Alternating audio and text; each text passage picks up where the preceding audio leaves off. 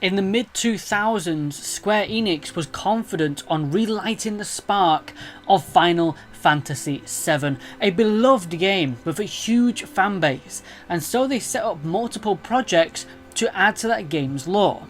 These projects were titled Compilation of Final Fantasy VII. The first entry was a CGI movie, Advent Children, that acted as a sequel to FF7, showing how Cloud has got on years after the events in the original game. It was alright, you can see my video of it on the channel. I'll leave a link below. The next project to come out was Dirge of Cerberus, an action RPG for the PS2 that, this time, followed side character Vincent Valentine. Would it fare better than Advent Children, or somehow send the series spiraling downwards even further? You're watching PlayStation Legacy, and this is Final Fantasy VII Dirge of Cerberus.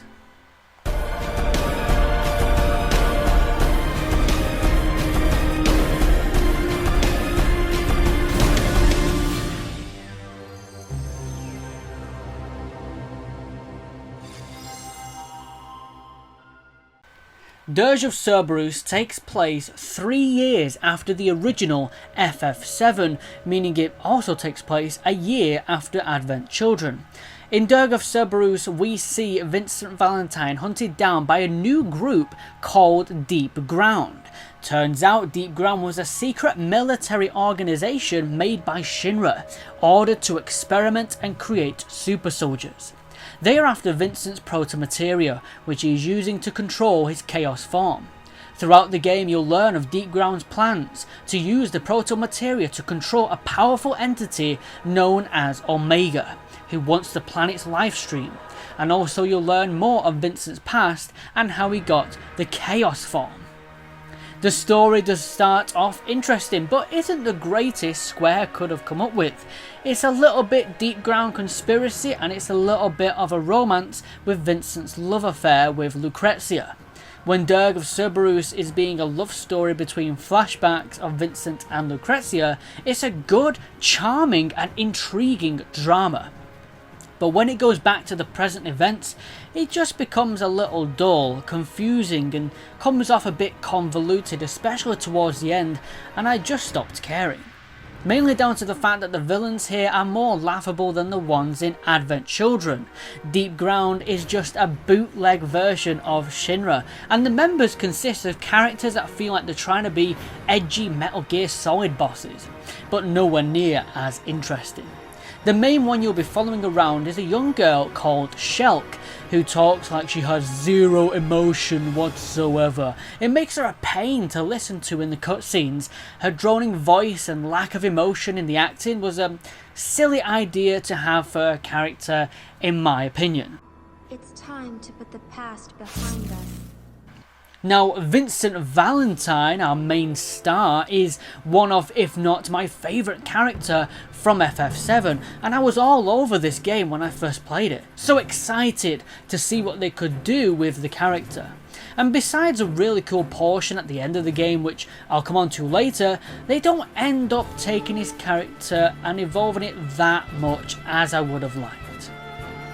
The level design here is god-awfully stale, consisting of literal corridors in most cases that offer no interesting looking backgrounds or appeal. Not even many areas to just explore for items. You're constantly running down a linear straight line of dumb AI grunts until you hit another elaborate cutscene.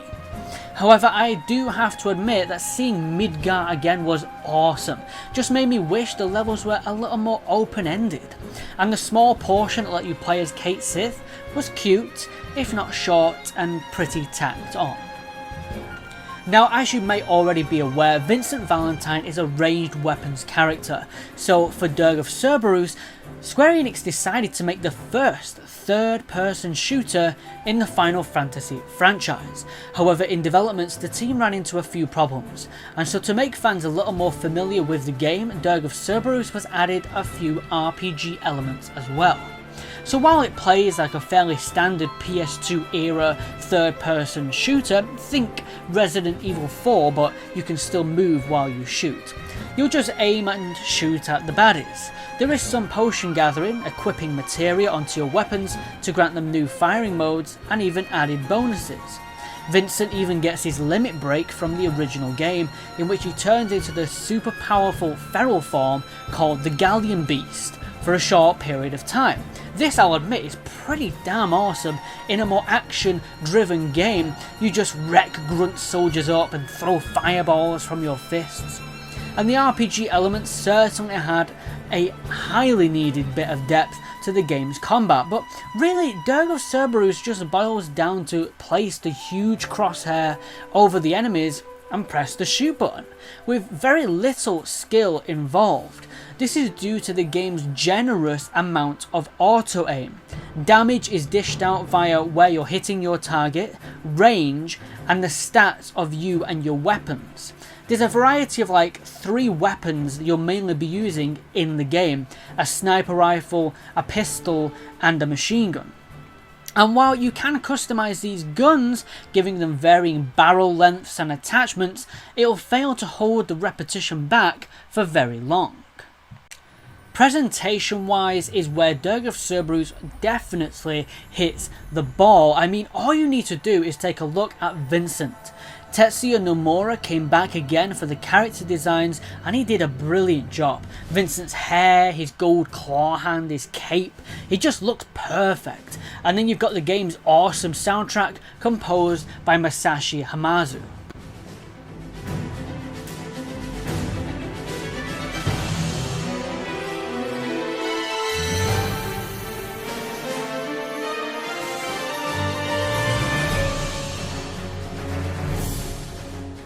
After an electric battle against Omega in Vincent Valentine's Chaos form, which is an epic finale for the game, you rescue the Earth once again, and Vincent's Chaos form sheds back to where it came from, freeing Vincent from his struggle. After the main game, you unlock mission mode that basically consists of challenges you have to complete in a set time limit. These missions allow you to unlock bonus features such as character profiles and concept art. But overall, Final Fantasy VII Dirge of Cerberus is a fairly fun experiment from Square Enix. It's most certainly not the best third-person shooter out there. It's not the best Dirge of Cerberus could have been, but it is strangely satisfying, and I think that's down to A, the awesome presentation and music, and B, the fact that it's easy to pick up and play. The extra auto-aim makes it simplifies the gameplay, but at the same time it doesn't decrease the challenge, so it's still an appealing form of shooting. Yes, it's simplistic and repetitive, but it's still fun to play, and I did enjoy it despite its flaws. Dirge of Cerberus is definitely one of the most intriguing Final Fantasy games because of this, and in my rating system I score it a B for Bravo. And Jill, stay back. I'll take Sephiroth alone. Genesis? The world needs a new hero.